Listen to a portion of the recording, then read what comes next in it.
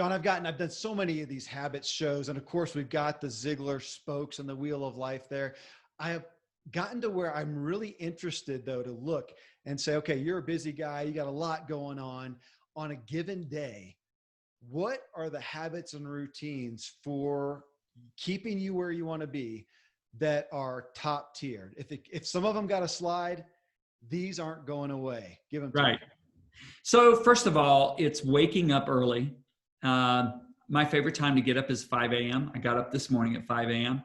and making sure I have a lot of time with God before I start the day, because I feel that the most important thing that you do is have a meeting with your Creator.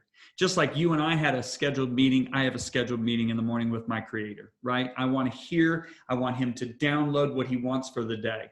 Then I am a fanatic about eating healthy. Now, let me tell you, my favorite meal when I was 20 years old was a Big Mac, fries, and Coke. Okay. I didn't know a thing about nutrition, not a thing.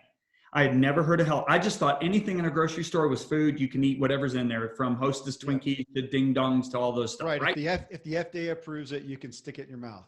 Correct. Yeah. So I'm walking into my fraternity my senior year, and I'm looking for some junk food like cookies or something. And I hear these words inside: your body is my temple. Take care of it. And then, thoughts started coming. So the first thought that came was, if I had a Ferrari, would I put dirty gas and recycled oil in that Ferrari? Yeah. No, I wouldn't. But let's ask the question, would the Ferrari still run? Yeah, it wouldn't run peak performance, but it would still run. What else would I do? I would shorten the life of that Ferrari. Then the thought came to me, your body is my temple. Now the thought comes, this Ferrari isn't mine, it's Kevin's. And now I'm putting dirty gas and recycled oil in Kevin's Ferrari. I got to answer to you of why I shortened the life of your car. So all of a sudden I realized, okay, I gotta start learning about this. So it started out with the fact that I thought, okay, I'm going to eat this because I know it's good for me, but I can't stand the taste of it. Well, what I didn't realize is eventually you're going to hunger for what you feed on. So in other words, when I was 20, if you put Big Mac, fries, and Coke, and you put a piece of salmon with a salad, I would go to the salmon and salad, and I'd eat the Big Mac and the fries with the Coke, right? Now, after a couple of years, I go to the Big Mac, fries, and Coke, and I go, I want that salmon and salad. I've had people look at me and say, John, come on, I'll give you $1,000 if you eat this donut. I go, I'm not interested.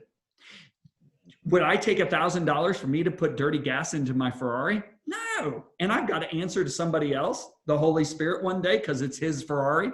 Okay, so I have learned how to eat in a way that energizes me, because energy is important. We have time management, but we talk very little about energy management. Well, energy management, I can't be as productive in a day if I don't have the energy. So when I sit down, I get my green tea, then I go on to my blueberries, and then I move on to my hemp seeds, my flax seeds, my chia seeds, all in flax milk, right? That's my breakfast, right? Then I'll have a shake later. It's got a little collagen protein and all this. It's got bone broth protein. I'm going to have it with hemp milk. I'm going to put dates in there. I'm going to put some almonds. I'm going to put some walnuts blended up in my Vitamix. That's my protein, right? And so I'm making sure I'm eating. And this is my rule, Kevin. This is what most Americans do. Most Americans eat for taste, one, and a benefit, number two, is nutrition. I have a total different outlook. Perspective is so important. Number one, food is for nutrition. Number two, if you get the benefit of taste, all the better. What I've noticed is the way we have now come out with these wonderful substitutes like almond flour, coconut sugar. You can still eat things that taste pretty decent, but you're eating something that's actually good for your body. If you look at me, I'm 61 years old, okay? I feel like I'm 35. If you talk to my staff, they say he's got the energy of a 35-year-old. Well, that is because I spend time with God first. But number two, it's because I eat and I exercise. So I'm in the gym at least, 2 to 4 times a week. 4 is my normal, but sometimes because of how busy I am, it's only 2. So that's a typical day for John Bevere. What's That's the unreplaceable. what's the exercise? Cardio, weights? What are you doing? This is one that you're all going to laugh at. Very little cardio, which I need to do more, Okay. but a lot of weights. And the reason I like weights is weights are slow burning. So in other words, you get the benefit of the cardio when you're on the cardio machine, but when you lift weights, you get the benefit all day long because it's a slow burn. So most of my time in the gym is spent in the weight room. Okay, on the dietary part, you may fall outside of my experiences, even those, because when you talk about health, I mean, you probably don't even know this. I have another show in the health and wellness arena. So you just hit a primary platform. And yet I'm also very much a fan of vices, is what I call them, that we do love good taste. We do like our appetites. We like to feed those. I like to hope that people can elevate those appetites from, the hot pocket to something that actually is healthy, as you talked about. And so I'll tell you mine, coffee, dark chocolate. I mean, I do have my things that It's good for you. Oh my gosh. Coffee's good for you. Dark chocolate's good for you. Yeah. Okay. So what's wrong with that? Nothing. Okay. But my message to folks is that is my vice. I've upgraded and elevated my vice to something that's not harmful. Right. What are your vices? What are those indulgences, those treats? So my indulgences are dark chocolate. That's number one. And my favorite is 85%. If you go below 85%, I'm not as big a fan. Okay.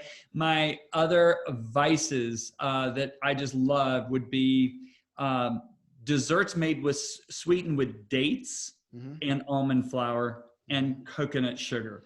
So anything made that way, I'm all into it, especially the darker the chocolate that's in that dessert. But I'll be honest with you, most of my meals, my dessert is just a third of a dark chocolate bar. And it's enough to just really satisfy that vice.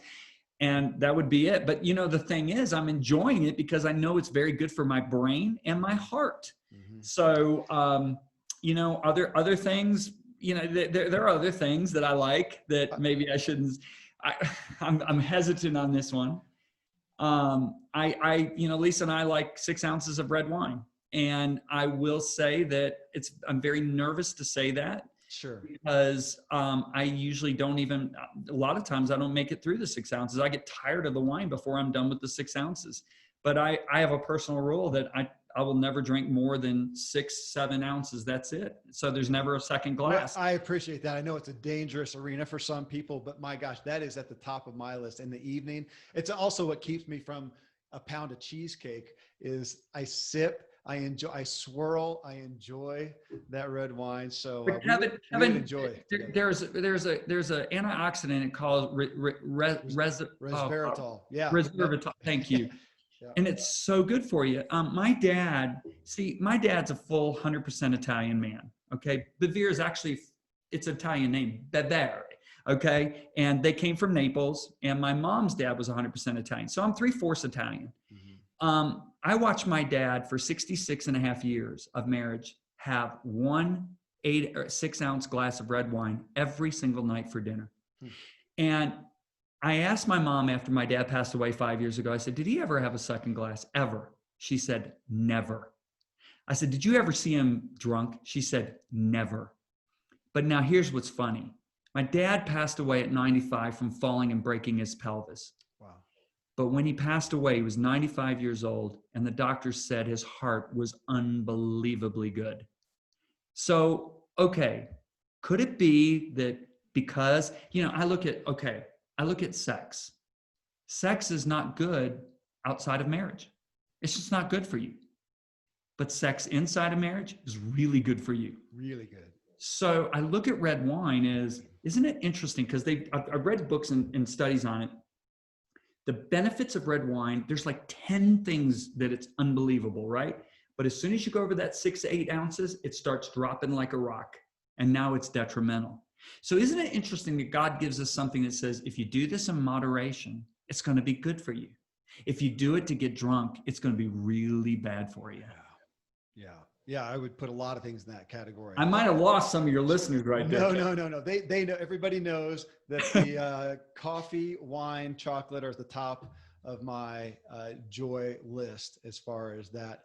arena of nutrition and food. You know, when you look at these and look at, relationships, especially, you are one of those people who has a lot going on. You talked about four sons. Is that your kids, all four sons? Yeah. Okay. All four of them work for our ministry and have worked for our ministry, most of them for almost 10 years.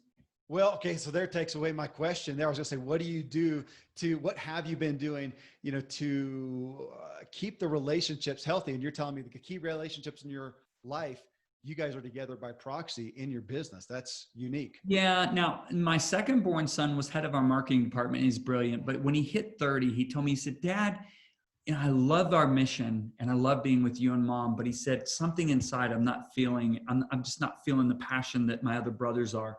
And I said, then you need to move on. Yeah. And so he's transitioning out right now. And I really believe it's the will of God. Now, he lives a 5-minute bike ride away, 7-minute bike ride away. Okay.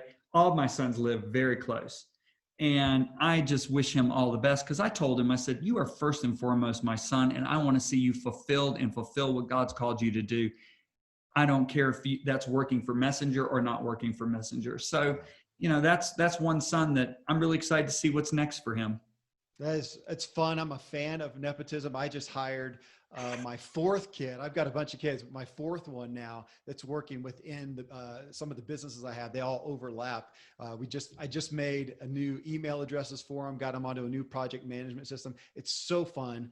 I'm so proud of them, and it's just so fun to be with them in there. We'll talk about career when you look at the vocational side, and I get the feeling that there's not a huge delineation between work and personal life. But when you look at the work aspect, that can easily, especially when you're a guy like you, I'm going to assume again, that loves what you do, you're called to what you do, you're passionate about it, but it could also devour you. So what are the things, the habits, routines that you put into place, and from a professional sense, a business sense, a vocational sense, to keep you where you need to be?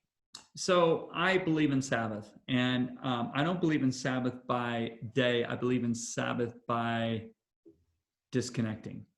So in other words, if I disconnect, let's say on a Friday, and I don't get disconnect until the following Saturday, I'm okay. And sometimes I take a half a day disconnect, but I know what my goal is. When I disconnect, I don't think anything about the ministry, anything about what we need to do. I shut it off, and I enjoy the people I'm with, the sport I'm playing. My big one is golf. I love to golf, and so I'm in the moment. I'm enjoying that golf, and I'm in anything that's pressing with the ministry. I'm like, I'll deal with it later when I reconnect.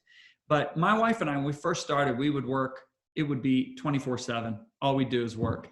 And we were really fastly burning out. And I realized one day that there was a scripture in the Bible that says, of the making of many books, there is no end, and much study is weariness of the flesh.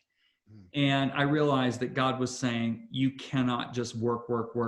You have to recreate. So that's where recreation comes from, is recreation. And so I'm very, very big on making sure. Last week, a man took me hunting up in Wyoming for 2 days. That was a great time with two of my sons. I totally disconnected. I totally enjoyed the atmosphere of the moment, the beauty of Wyoming. And so, yes, I think it's so important for high-level people that are really, they have a job that doesn't quit. They have to learn to disconnect. If I'm working for somebody, I can pretty much disconnect if I'm not in leadership, right? I can disconnect. When I leave, I punch that card, I'm done. When you're in management, when you're in leadership, you can really actually do that job 24/7. So you have to purposefully say, I'm disconnecting. When I'm done with this interview, I'm closing this computer, I'm walking out my office door, and Lisa and I are going to make dinner together, and we're going to have a great time tonight. Yeah. And I am not going to think about the ministry until tomorrow morning when I'm meeting with God. When you talk about disconnect, you talk about business, you mentioned probably 3 times in there, closing the computer. So one of the areas I have begun being curious about with people is, what do you do to help with the pull that we all know is growing culturally with everybody with those darn screens, that God bless them for the things that they do to help us do business wherever, however we want to, but they can also pull us in. Tell me about that. Just turn them off. I mean, you have to make a decision. It just never stops. I get what 60, 70 texts a day. I'll make a time tomorrow where I'll go through all those texts, but I'm not going to, I don't want to do it tonight. Tonight, I'm going to turn the phone off. Basically, when we're finished, I'm going to close the computer. And what's tonight? Tonight's a Tuesday night. I don't know. I'll sit down with Lisa. We may watch a 45-minute program. We're watching this program called Heartland right now. It's all about horses and mountains and all that stuff. And it's a drama. They're all kind of dysfunctional a little bit. But, you know, it gives me time to rub her feet, kind of talk between each other, and look at beautiful scenery up in Canada at the mountains. That's one of the things we do. And we just wind it down and enjoy each other. It could be that I'll do something I like to do. It may be, you know, it could be anything. It could be cooking. Cooking brings a lot of rest and comfort to me. So I'm going to go out there and I'm going to help her cook dinner. I just love it. I disconnect when I'm cooking. So I think it's really important that we learn how to do that. Yeah.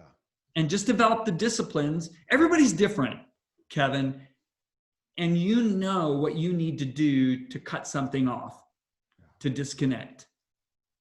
And if you can do it, do it. Okay. Well, and that's one of my favorite things to ask. And you've already given me some content for that, is what disconnect. I don't always use that word, but in that sense, the things that you do just for you. You talked about cooking. You talked about recreate, which is a word that I have grown more and more to love, because I went through a season of forgetting what that was and not doing that, what play was like, what fun was like. So you talked about golf.